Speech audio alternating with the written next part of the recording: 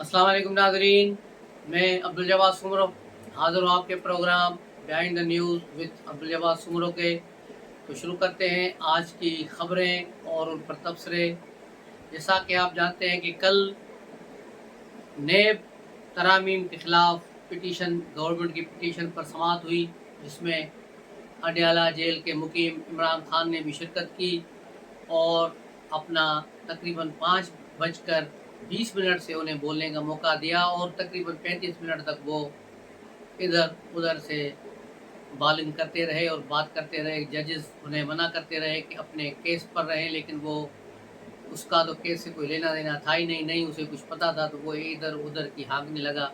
उससे एक दिन पहले भी उसने वहाँ बोंगियाँ मारी थी और झूठ बोला था कि मैं कैद तनाई में हूँ, मेरे साथ बड़ा जुल्म है, मुझसे किसी को मुलाकात नहीं करने दी जा रही। तो अदालत को अटार्नी जनरल के थ्रू जेलर ने वहाँ सबमिट कर दिया कि इससे एक हफ्ते में 170 मुलाकातें हुई हैं।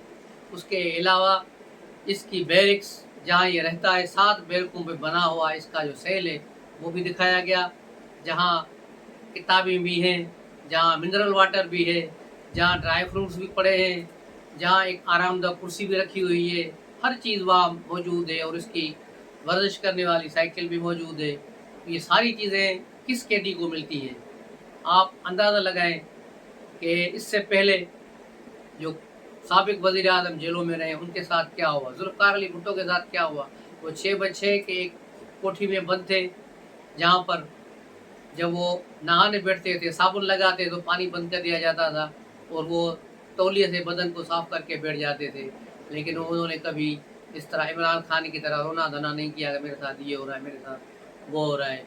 वो एक साबित कदम रहे और इंतहाई नफीस इंसान थे, बड़े जागीरदार फैमिली में पले बड़े, जिन्होंने कभी दुख और तकलीफ देखी नहीं। उसके बावजूद ज़ुल्फ़िकार अली भुट्टो साबित कदम रहे और कभी भी उन्होंने किसी भी लम्हे न हाई कोर्ट में न सुप्रीम कोर्ट में कहीं ये कहा कि मुझे तकलीफ है, मुझे रिलीफ दिया जाए। उन्होंने एक सेकंड के लिए भी जनरल ज़िया या उसके हवारियों से कोई रिलीफ नहीं मांगा।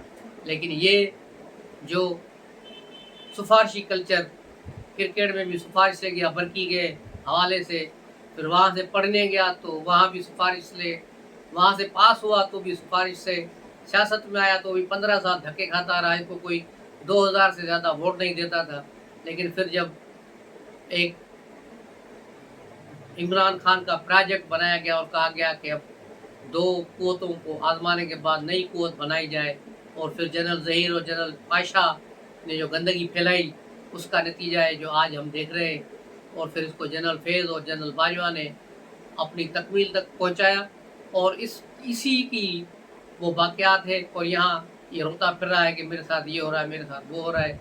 लेकिन कल अदालत में सारी चीज़ें खुलकर सामने आ गई कि ये तो बादशाहों वाली ज़िंदगी गुजार रहा है, वहाँ इसको कोई तकलीफ़ नहीं, कोई परेशानी नहीं, एयर कूलर लगे हुए हैं, ठंडे माहौल से मीठे चावल, वहाँ 2-2 इसको मुशक्की दिए हुए हैं जो इसका काम करते हैं, किचन बनी हुई है, इलेक्ट्रिक केटली लगी हुई है, चाय और कॉफ़ी का सामान पड़ा हुआ है, इसको और क्या चाहिए।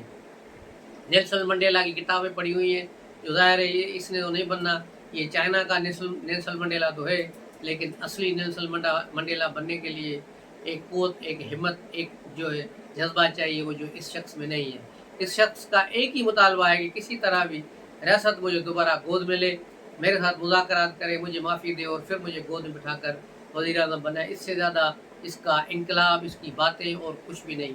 इसका आइन और जमहूरियत पर यकीन सवाए बकवास की और कुछ नहीं, जिसका इज़हार कल इसने अपनी 35 मिनट की जो गैर ज़रूरी गुफ्तगू थी उसमें भी इसने यही किया कि सुप्रीम कोर्ट जो है नेब का चेयरमैन लगाए, क्योंकि वज़ीर आज़म और अपोजिशन वाले जो लीडर लगाते हैं वो सही नहीं है। अब चेयरमैन नेब का जो है सुप्रीम कोर्ट लगाए, भाई किस कानून के तहत सुप्रीम कोर्ट लगाएगी? एक सवाल पर जस्टिस चीफ जस्टिस काजी फायज ईसा ने इसको ढेर कर दिया। कहा कि एक तरफ तो तुम कहते हो कि एहतसाब हो, दूसरी तरफ तुम अपने गवर्नमेंट में लोगों को एमनेस्टी दे रहे हो। जब उन्होंने एमनेस्टी की बात की तो इसकी बहन के कान खड़े हो गए, जो वहाँ मौजूद थी, बैठी थी, जिसने सबसे ज़्यादा इस एमनेस्टी की बेनिफिशरी है, जो मुबैना तौर पर चुराए हुए पैसे यहाँ से मनी लॉन्ड्रिंग करके ये बाहर ले गए, फिर वहाँ से पैसे लाकर यहाँ ये लाए और सारा ये जो फंड इनको मिलता है اس کی شوکت خانم کینسر کا اور پی ٹی آئی کے فنڈ سارے پیسے گڑبڑ کر کے یہ کھا گئے اور جا کے دبئی میں اور نیو جرسی میں انہوں نے مبینہ طور پر پلازے بنائے، اسی کو انہوں نے ریگولرائز کرایا۔ سب سے زیادہ جو فائدہ اٹھایا اسی ایمنسٹی سے یہ علیمہ باجی نے اٹھایا، جو بیچاری ساری زندگی سلائی مشین سے کپڑے بنا کے امیر ہو گئی۔ اور اس کے ساتھ ایک گوگی ہے جو پنکی پیرنے کی فرنٹ وومن تھی، اس کو بھی ایمنسٹی دی گئی۔ اس کے شوہر جو گجر ہے اس کو بھی ایمنسٹی دی گئی۔ کوئی سارا مال عمران خان کا ہی تھا جو ان تینوں کے نام پر پھٹا اور ایمنسٹی ان لوگوں کے نام پہ چلی گئی۔ بے نامی اکاؤنٹ عمران خان کے ہی ہے۔ تو قاضی فائز عیسیٰ کے سوال پر 1 منٹ تو وہاں سناٹا چھا گیا، کوئی جواب نہیں بن پایا، لیکن 1 منٹ کے سکون کے بعد عمران خان نے کہا کہ ہاں ہم نے بلیک منی کو سسٹم میں لانے کے لیے کیا تھا تاکہ بلیک منی سسٹم میں آئے۔ تو یہ دوسروں کی بلیک منی سسٹم میں تو نہیں آئی، اس کی بہن کی جو ہے منی سسٹم میں آ گئی، یعنی اس کی خود کی۔ تو یہ کل کی واردات تھی اور کل نیب کا فیصلہ محفوظ ہو گیا۔ اس کے بعد عمران خان کا یہ بند کیا گیا اور عمران خان سے پوچھا گیا کہ تمہارا اور کوئی کچھ کہنا ہے، تو انہوں نے کہا کچھ نہیں کہنا، یعنی 35 منٹ میں ساری چیزیں ہو گئی، جو ساری فن خانی دی وہ 35 منٹ میں ختم ہو گئی۔ اس پر جسٹس اطہر بنالہ نے بھی جو بظاہر اس کی حامی تھے، انہوں نے بھی عمران خان کو کل ٹھیک ٹھاک لتاڑا، اور جسٹس بندوخیل نے بھی اچھے خاصے سوالات کر کے عمران خان کی وائسر آؤٹ کر دی اور عمران خان کو واش آؤٹ کر دیا۔ تو یہ وہ ساری چیزیں تھی، ساری صورتحال تھی۔ ابھی جج سے بحث کرنا چاہ رہا تھا کہ جو آپ نے پہلے سماعت پر جو آرڈر جاری کیا تھا اس میں مجھے کہا تھا کہ میں غیر ذمہ دار ہوں، میں وہ ہوں، میں فلاں ہوں، اور میرے پہ الزام لگایا۔ تو چیف جسٹس نے کہا کہ ہم اپنے فیصلوں پر بحث نہیں کرتے، آپ نے اگر آپ کو غلط لگائے تو آپ نظر ثانی کی پٹیشن داخل کریں، پھر اس میں ہم اس چیز کو دیکھیں گے۔ تو یوں یہ سماعت کل مکمل ہوئی۔ جو لوگ چاہ رہے تھے کہ کسی طرح سے بھی عمران خان کو سامنے لایا جائے اور پیش کیا جائے، لیکن وہ ناکام رہے۔ اس کے بعد عمران خان نے جو ٹویٹ کرائے ہیں اپنے ٹویٹر اکاؤنٹ سے، اس پر بڑی جو ہے بات چل گئی ہے۔ اس کے بعد ایک اور ٹویٹ انہوں نے بھی کر دیا، دوسرا ٹویٹ بھی عمران خان کے اکاؤنٹ سے ہوا ہے جو پی ٹی آئی کے آفیشیل پیج پر بھی موجود ہے۔ اور یہ ساری P T I US، P T I برطانیہ اور آسٹریلیا سے، کینیڈا سے یہ پاکستان پر حملہ آور ہے۔ اور لیکن ان کا یہ جو رؤف حسن ہے انفارمیشن سیکرٹری، اس نے ساری بات کھول دی۔ جب FI نے کل ان سے تحقیقات کی، پوچھ گچھ کی، 4 گھنٹے انہیں بٹھائے رکھا، ان کے وکیل کے سامنے سوالات رکھے کہ بھائی اس کے پیچھے کون ہے، کون یہ ٹویٹ کر رہا ہے، تو اس نے کہا میں نے تو ٹویٹ دیکھا ہی نہیں، یہ ٹویٹ کیا ہوگا اظہر مشوانی ہوگا یا ان کا USA میں جو ان کا انچارج ہے، کیا نام ہے اس کا، تو وہ شخص جو ہے، یہ دونوں ذمہ دار ہیں، میں نہیں ہوں، مجھے پتہ ہی نہیں۔ تو یہ رؤف حسن وہاں سے پتلی گلی سے نکل گیا اور کہا کہ میں عمران خان سے ملوں گا تو عمران خان سے میں پوچھوں گا کہ وہ کس نے ٹویٹ کی ہے اور کیا ہے اس میں اور اس کو کیوں نہیں ہٹایا جا رہا۔